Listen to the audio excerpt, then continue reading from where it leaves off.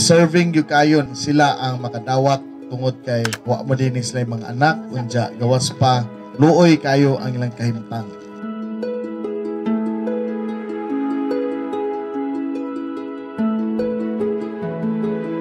And kaning programaha na realize ni tungod sa mugna sa mga kapulisan na sila naghimo o programa na manghatag og balay ro libreng alagad o balay.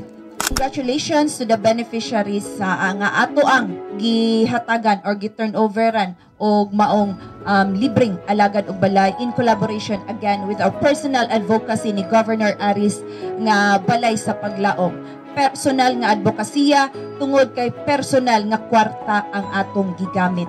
Again, ang problema ang financial, so iabot sila sa balay atong mga panahona sa bag-o pa ko paglingkod og gobernador o nangayo sila og assistance, nag-solicit sila, and una natong paghatag is tulo pa na balay auto na ang nahitabo pag turnover na usob ang atong natandog atong dughan na lami ang feeling na kita makatabang ta o paghatag og balay labi na sa mga less fortunate na itong mga kaigsunan. So daghang salamat and congratulations.